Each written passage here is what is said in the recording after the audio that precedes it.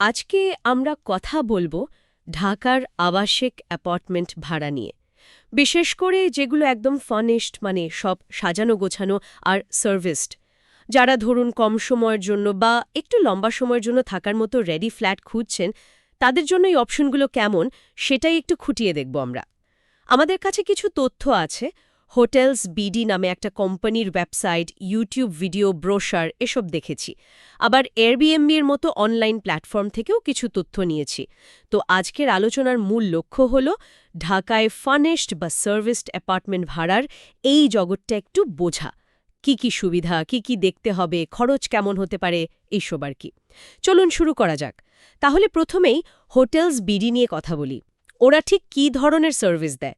ওদের ওয়েবসাইটে যা দেখলাম, 1 থেকে 4 বেডরুমের অ্যাপার্টমেন্ট তো আছেই, আবার commercial space, virtual office, coworking space, এইরকম লিজ অপশনও দেখলাম। হ্যাঁ, ওদের রেসিডেন্সিয়াল অ্যাপার্টমেন্টগুলো দেখে তো বেশ লাক্সারিয়াস মনে হলো। ওরা বলছে লেটেস্ট হোম অ্যাপ্লায়েন্স থাকে, সাথে আবার হোটেলের মতো কিছু সার্ভিস, যেমন ধরুন হাউসকিপিং, মেনটেন্যান্স এসব।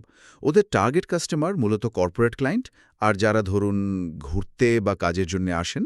আর লোকেশনগুলো বেশ প্রাইম, গুলশান, বনানী, বারিধারা, বসুন্ধরা এই এলাকাগুলোতে।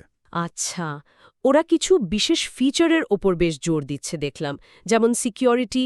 বিশেষ করে যেখানে অনেক ফ্যামিলি থাকে সেখানে তো নিরাপত্তাটা খুব জরুরি।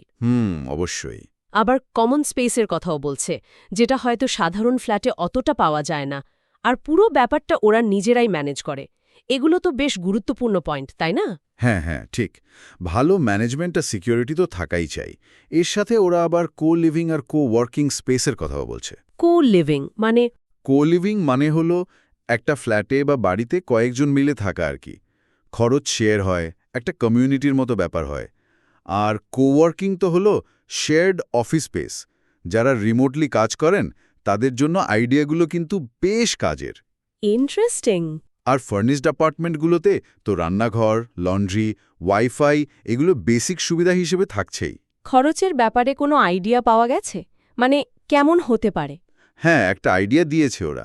যেমন ধরুন গুলশান, বনানী, বারিধারা বা বসুন্ধরা এই এলাকাগুলোতে একটা স্ট্যান্ডার্ড, ধরুন 2 বেডরুমের ফার্নিশড অ্যাপার্টমেন্ট, সেটার মাসিক ভাড়া মোটামুটি 50,000 টাকা থেকে শুরু হতে পারে। ও আচ্ছা, 50,000 থেকে শুরু। হ্যাঁ, আর ওরা ভাড়াটে নেওয়ার আগে একটা ভেরিফিকেশনও করে। দেশি হোক বা বিদেশি, সবার জন্য। এটাও সিকিউরিটির একটা অংশ। ঠিক। আরেকটা ভালো জিনিস দেখলাম, ওদের ওয়েবসাইটে একটা FAQ সেকশন আছে। ওখানে বেশ কিছু জরুরি জিনিস ক্লিয়ার করা, যেমন ভাড়া কিভাবে দিতে হবে, ইউটিলিটি বিল কারেন্ট, পানি, গ্যাস এগুলো ভাড়ার সাথে ধরা আছে নাকি আলাদা দিতে হবে। হ্যাঁ, এটা খুব জরুরি প্রশ্ন। সাধারণত সার্ভিসড অ্যাপার্টমেন্টে কিছু বিল ইনক্লুডেড থাকে, তবে এটা আসলে কন্ট্রাক্ট দেখার বিষয়। আরও আছে সিকিউরিটি ডিপোজিটের কথা, জামানত আর কি, যদি কিছু ভাঙে বা ক্ষতি হয় সেটার জন্য। হ্যাঁ। আর সাবলেটিং করা যাবে কিনা, নিজে ভাড়া নিয়ে আবার অন্য কাউকে ভাড়া দেওয়া, সেটাও কন্ট্রাক্ট আর লোকাল আইনের উপর ডিপেন্ড করে। এই ব্যাপারগুলো কিন্তু চুক্তি করার আগে ভালোভাবে জেনে নেওয়াটা খুব জরুরি। অবশ্যই। আচ্ছা, আমরা তো ইউটিউবে ওদের কিছু ভিডিও ক্লিপও দেখেছি, তাই না? ভেতরের সজ্জা কেমন সেটা বোঝার জন্য। বসুন্ধরার একটা 2 BHK, 2 বেডরুম, হল, কিচেন, ওই অ্যাপার্টমেন্টের ভিডিওতে দেখলাম। লিভিং রুমে সোফা, টিভি, ডাইনিং স্পেসে table, fridge, oven, washing machine. হ্যাঁ, বেশ গোছানো। মাস্টার বেডরুমটায় দেখলাম কাঠের খাট, আইমারি, স্টাডি টেবিল, আবার বেশ বড় একটা ব্যালকনিও আছে। আলো আসে ভালো। অ্যাটাচড বাথরুম, ফিটিংসগুলোও ভালো মনে হলো। এসি, ফ্যান তো আছেই। আরেকটা মাস্টার বেডরুমেও দেখলাম একই রকম খাট, আলমারি, ব্যালকনি, অ্যাটাচড বাথরুম। রান্নাঘরটা কেমন দেখলেন? রান্নাঘরটা বেশ বড়, অনেক ক্যাবিনেট, ওয়াটার পিউরিফায়ারও ছিল। বড় জানালা আছে আলো বাতাস ঢোকার জন্য। মার্বেল টপ, ফিটিংস ভালো। মনে হচ্ছে কোয়ালিটির দিকে বেশ নজর দেয় ওরা। হ্যাঁ, আর সিলিংয়ে দেখলাম কাঠের আর এলইডি লাইটের সুন্দর কাজ করা। লোকেশনটাও নাকি বসুন্ধরার প্রাইম জায়গায়। আরেকটা ভিডিওতে ঢাকার অন্য একটা ফার্নিশড 2 BHK দেখলাম। সেখানেও ওই একই রকম, মাস্টার বেডরুমটা বেশ বড়সড়, সাথে ব্যালকনি, অ্যাটাচড ওয়াশরুমের ফিটিংসগুলো বেশ প্রিমিয়াম মনে হলো। Second bedroom, dining space, common washroom, কিচেনটাই দেখলাম বেশ spacious, cabinet, marble finish, electric chimney, water purifier, বেশ মডার্ন ডেকোরেশন, তাই না? হ্যাঁ, সাজসজ্জা বেশ আধুনিক। আরেকটা ভিডিও ছিল সার্ভিসড অ্যাপার্টমেন্টের। সেখানেও দেখলাম বিশাল মাস্টার বেডরুম, স্টাডি টেবিল, সুন্দর ব্যালকনি, ওয়াশরুমের ফিটিংসও দারুণ। Second bedroom, dining table, washing machine, water purifier সহ একটা ওয়াশিং এরিয়াও ছিল। হুম। এখানে একটা ইন্টারেস্টিং জিনিস আলাদা করে বলা হয়েছে, যারা বাসায় সাহায্য করার জন্য লোক রাখেন, মানে গৃহকর্মী, তাদের জন্য একদম আলাদা ঘর, ওয়াশরুম, এমনকি ব্যালকনিও আছে। এটা তো দারুণ ব্যাপার। প্রাইভেসি মেনটেন করার জন্য খুব ভালো। অনেক ফ্যামিলি এটা খোঁজেন। ঠিক, মানে ভিডিওগুলো দেখে মনে হলো থাকার জন্য একদম রেডি, আর আধুনিক সুযোগ সুবিধাও আছে। হ্যাঁ, এই মেসেজটাই ওরা দিতে চাইছে। ওদের ব্রোশারে দেখলাম সিইও নজরুল ইসলামের একটা মেসেজও আছে। সেখানে উনি ওই গুলশান, বনানী, বসুন্ধরা, বাড়িধারায় ফার্নিশড অ্যাপার্টমেন্ট আর 24/7 ওয়াইফাইয়ের কথা হাইলাইট করেছেন। আচ্ছা। ব্রোশারে আরও কিছু সার্ভিসের কথা একটু ডিটেলে বলা, যেমন অন ডিমান্ড প্রপার্টি, মানে ক্লায়েন্টের চাহিদা অনুযায়ী ওরা সার্ভিসড বা স্টুডিও অ্যাপার্টমেন্ট বা কোওয়ার্কিং স্পেস বানিয়ে দেয়। ইন্টারেস্টিং। ভার্চুয়াল অফিস সার্ভিসও আছে, মানে ফিজিক্যাল অফিস না নিয়ে একটা অফিশিয়াল অ্যাড্রেস ব্যবহার করা। আর একটা অপশন হল ফ্লেক্সি রেন্ট। যাদের ধরুন প্রাইম লোকেশনে ফ্ল্যাট বা অফিস খালি পড়ে আছে, তারা চাইলে হোটেলস বিডিকে ম্যানেজমেন্টের দায়িত্ব দিতে পারে। এটা তো প্রপার্টি ওনার্সদের জন্য বেশ কাজের জিনিস হতে পারে, মানে যাদের নিজেদের ম্যানেজ করার সময় বা রিসোর্স নেই। হ্যাঁ, আমারও তাই মনে হলো। আর ওয়েবসাইটে তো বললেন কিছু 2 বেডরুম অ্যাপার্টমেন্টের ভাড়াও সরাসরি দেয়া আছে ৫০ থেকে ৫৭,০০০-এর মধ্যে। হ্যাঁ, কয়েকটা লিস্ট দেখলাম ওই রেঞ্জের মধ্যেই ভাড়া লেখা, মানে খরচের একটা স্পষ্ট ধারণা ওরা দিতে চেষ্টা করছে। আচ্ছা, এতক্ষণ তো আমরা হোটেলস বিডি নিয়ে কথা বললাম। এখন প্রশ্ন হলো, ঢাকায় ফার্নিশড বা সার্ভিসড অ্যাপার্টমেন্ট খুঁজতে গেলে কি শুধু এই একটাই অপশন, নাকি ধরুন এয়ারবিএনবির মতো প্ল্যাটফর্মেও কিছু পাওয়া যায়? খুব ভালো পয়েন্ট। না, অবশ্যই অন্য অপশান আছে। আর এয়ারবিএনবি তো একটা বিশাল প্ল্যাটফর্ম। ওদের ওয়েবসাইটেও দেখলাম ঢাকাতে লং টার্ম, মানে ১ মাস বা তার বেশি সময়ের জন্য বাসা ভাড়ার ব্যবস্থা আছে। ও আচ্ছা, তাহলে এয়ারবিএনবির সিস্টেমটা কেমন? হোটেলস বিডি থেকে কি খুব আলাদা? দেখুন, কিছু মিল আছে, আবার কিছু পার্থক্য আছে। এয়ারবিএনবি তো আসলে একটা মার্কেট প্লেস, তাই না? মানে এখানে বিভিন্ন মানুষ যাদেরকে হোস্ট বলে, তারা নিজেদের প্রপার্টি ভাড়া দেওয়ার জন্য লিস্ট করে। হুম। এর ফলে অ্যাপার্টমেন্টের টাইপ, ডেকোরেশন, লোকেশন এগুলোতে অনেক বৈচিত্র্য পাওয়া যায়। শুধু গুলশান বনানী না, ধানমন্ডি বা ঢাকার অন্য এলাকাতেও বাসা খুঁজে পাওয়া যেতে পারে। এয়ারবিএনবি যেমন নির্দিষ্ট কিছু এলাকা ফোকাস করে, এয়ারবিএনবি তেমন না। আচ্ছা, তার মানে লোকেশনের অপশন বেশি। হ্যাঁ, সেটাই। দ্বিতীয়ত, এখানেও ফার্নিশড বাসা পাওয়া যায়, রান্নাঘর থাকে, কিন্তু সার্ভিসের ব্যাপারটা, যেমন ধরুন হাউসকিপিং বা অন্য সুবিধা, সেটা হোস্টের ওপর নির্ভর করে। কেউ হয়তো দেয়, কেউ হয়তো দেয় না। এটা প্রোফাইল দেখে বা হোস্টের সাথে কথা বলে জেনে নিতে হয়। বুঝেছি, মানে স্ট্যান্ডার্ডাইজেশনটা হোটেলস বিডির মতো নাও হতে পারে। ঠিক। তৃতীয়ত, এয়ারবিএনবি কিন্তু ট্রাভেলার, প্রফেশনাল বা যারা ডিজিটাল নোম্যাড, মানে ঘুরে ঘুরে কাজ করেন, তাদের মধ্যে বেশ পপুলার।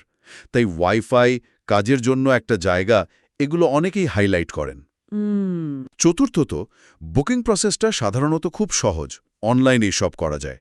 মাসিকভাবে পেমেন্টের অপশন থাকে, আর লম্বা সময়ের জন্য ভাড়া নিলে অনেক হোস্ট ডিসকাউন্টও দেয়। আর রিভিউ? এয়ারবিএনবিতে তো রিভিউ খুব গুরুত্বপূর্ণ। একদম, এটাই হয়তো সবচেয়ে বড় সুবিধার একটা। আগের গেস্টের রিভিউ দেখে একটা ভালো ধারণা পাওয়া যায় বাসাটা বা হোস্ট কেমন। আর যে কোনো সমস্যায় এয়ারবিএনবির কাস্টমার সাপোর্টও আছে। ঠিক। আরও কিছু সুবিধা হলো ফিল্টার ব্যবহার করে খোঁজা যায়, যেমন পেট ফ্রেন্ডলি বাসা দরকার, বা জিম লাগবে, বা পার্কিং লাগবে, এই সব আর কি। তাহলে তো বেশ ফ্লেক্সিবল মনে হচ্ছে। হ্যাঁ, ফ্লেক্সিবিলিটি বেশি। কর্পোরেট হাউজিং বা যারা রিলোকেট করছেন, তাদের জন্য ওরা সার্ভিসড অ্যাপার্টমেন্ট খুঁজে দেওয়ার কথা বলে। ওয়েবসাইটে দেখলাম বনানী ডিওএইচএস, ধানমন্ডি, গুলশানের কিছু অ্যাপার্টমেন্টের উদাহরণ দেওয়া, রেটিংও বেশ ভালো। তাহলে যদি সামারি করি, হোটেলস বিডি হলো একটা সরাসরি সার্ভিস প্রোভাইডার, যারা নিজেদের ম্যানেজমেন্টে একটা নির্দিষ্ট স্ট্যান্ডার্ডের সার্ভিস দেয়, বিশেষ করে কয়েকটা প্রাইম লোকেশনে। হ্যাঁ, আর এয়ারবিএনবি হলো একটা মার্কেট প্লেস, যেখানে অনেক হোস্ট থাকে, লোকেশন আর প্রপার্টির ধরনে অনেক ভ্যারাইটি থাকে, আর ফ্লেক্সিবিলিটি বা ইউজার রিভিউয়ের ওপর জোর দেওয়া হয় বেশি। একদম ঠিক বলেছেন। তাহলে যারা ঢাকায় এই ধরনের বাসা খুঁজছেন তারা কোনটা বেছে নেবেন, মানে ডিসাইডিং ফ্যাক্টরগুলো কি কি হতে পারে? দেখুন, এখানে কয়েকটা জিনিস ভেবে দেখতে হবে। ১ নম্বর হলো আপনার কাছে কি বেশি জরুরি। একদম কনসিস্টেন্ট সার্ভিস, মানে হোটেলের মতো একই রকম পরিষ্কার পরিচ্ছন্নতা, ম্যানেজমেন্ট, সিকিউরিটি, নাকি বিভিন্ন অপশন থেকে নিজের পছন্দ মতো বেছে নেওয়ার সুযোগ। যারা কনসিস্টেন্সি চান তারা হয়তো হোটেলস বিডির দিকে ঝুঁকবেন, কারণ তাদের একটা স্ট্যান্ডার্ড থাকার কথা। এয়ারবিএনবিতে হোস্ট ভেদে অভিজ্ঞতা ভিন্ন হতে পারে, যদিও রিভিউ দেখে ভালো হোস্ট বাছা যায়। আচ্ছা, লোকেশন আর ভ্যারাইটি। যদি নির্দিষ্ট ওই প্রাইম এলাকাগুলোর মধ্যেই থাকতে চান তাহলে হোটেলস বিডি ভালো অপশন। কিন্তু যদি পুরো ঢাকা শহরে বিভিন্ন এলাকা, বিভিন্ন বাজেট, বিভিন্ন ধরনের ডেকোরেশনের বাসা এক্সপ্লোর করতে চান তাহলে এয়ারবিএনবি অনেক বেশি অপশন দেবে। বুঝেছি। ৩ নম্বর হলো বিশেষ কোনো সার্ভিসের প্রয়োজন আছে কিনা, যেমন হোটেলস বিডি কোওয়ার্কিং বা ভার্চুয়াল অফিসের মতো কিছু এক্সট্রা সার্ভিস দেয়। এগুলো যদি দরকার হয় তাহলে সেটা একটা বিবেচ্য বিষয়। এয়ারবিএনবিতে এগুলো সেভাবে পাওয়া যাবে না। ঠিক। ৪ নম্বর অবশ্যই বাজেট। হোটেলস বিডি একটা রেঞ্জ বলে দিয়েছে ৫০-৫৭ হাজার থেকে শুরু। এয়ারবিএনবিতে দামের পার্থক্য অনেক বেশি। খুব লাক্সারি যেমন আছে, তেমনি হয়তো একটু খুঁজলে কমেও ভালো ডিল পাওয়া যেতে পারে, বিশেষ করে লম্বা সময়ের জন্য। হোস্টের সাথে নেগোশিয়েট করার সুযোগও থাকতে পারে। দামের ফ্লেক্সিবিলিটি এয়ারবিএনবিতে বেশি হতে পারে। হ্যাঁ। ৫ নম্বর হলো বুকিং আর ফ্লেক্সিবিলিটি। এয়ারবিএনবির বুকিং সিস্টেমটা বেশ ইউজার ফ্রেন্ডলি আর ফ্লেক্সিবল। হোটেলস বিডির ক্ষেত্রে হয়তো একটু ফর্মাল প্রসেস বা লম্বা কমিটমেন্ট লাগতে পারে, যদিও ওরাও শর্ট টার্ম ভাড়া দেয়। আর শেষ পর্যন্ত ব্যক্তিগত পছন্দও তো একটা ব্যাপার, তাই না? অবশ্যই। কেউ হয়তো একটা প্রতিষ্ঠিত কোম্পানির সাথে ডিল করতে কমফোর্টেবল ফিল করেন, আবার কেউ হয়তো একজন ইন্ডিভিজুয়াল হোস্টের সাথে সরাসরি কথা বলে তার বাসায় থাকার আইডিয়াটা বেশি পছন্দ করেন। এটা যার যার কমফোর্ট জোনের উপর নির্ভর করে। তাহলে ব্যাপারটা দাঁড়াচ্ছে যে একদিকে হোটেলস বিডি দিচ্ছে একটা প্যাকেজড, কন্ট্রোলড আর সম্ভবত নির্ভরযোগ্য সার্ভিস নির্দিষ্ট কিছু এলাকায়, হুম। আর অন্যদিকে এয়ারবিএনবি দিচ্ছে অনেক বেশি ভ্যারাইটি, লোকেশনের স্বাধীনতা, বিভিন্ন প্রাইস পয়েন্ট, কিন্তু সেখানে ব্যবহারকারীকে একটু বেশি রিসার্চ করতে হচ্ছে, বিশেষ করে রিভিউ দেখে যাচাই করতে হচ্ছে। কি সার্ভিস কনসিস্টেন্সি নাকি অপশনের ভ্যারাইটি? আমি কি নির্দিষ্ট এলাকাতেই থাকতে চাই? বাজেট কতটা ফ্লেক্সিবল? কোওয়ার্কিংয়ের মতো এক্সট্রা কিছু লাগবে কি? কতদিনের জন্য খুঁজছি? এই প্রশ্নগুলোর উত্তর পেলেই সঠিক প্ল্যাটফর্ম বা সার্ভিসটা বেছে নেওয়া সহজ হবে। তাহলে সারসংক্ষেপে আমরা বলতে পারি ঢাকায় এখন ফার্নিশড বা সার্ভিসড অ্যাপার্টমেন্টের ভাড়ার জন্য একাধিক মডেলের সার্ভিস পাওয়া যাচ্ছে। হোটেলস বিডির মতো সরাসরি যারা সার্ভিস দেয় তেমন অপশন যেমন আছে, তেমনি এয়ারবিএনবির মতো মার্কেটপ্লেসও একটা শক্তিশালী বিকল্প। প্রতিটারই নিজস্ব সুবিধা অসুবিধা বা বলা ভালো বিবেচনার দিক আছে। নিজের প্রয়োজন মানে সার্ভিস কোয়ালিটি, লোকেশন, কতদিন থাকবো, বাজেট কেমন, এই সব কিছু মিলিয়েই আসলে ফাইনাল ডিসিশনটা নিতে হবে। এখানে আরেকটা জিনিস একটু ভাবার আছে কিন্তু।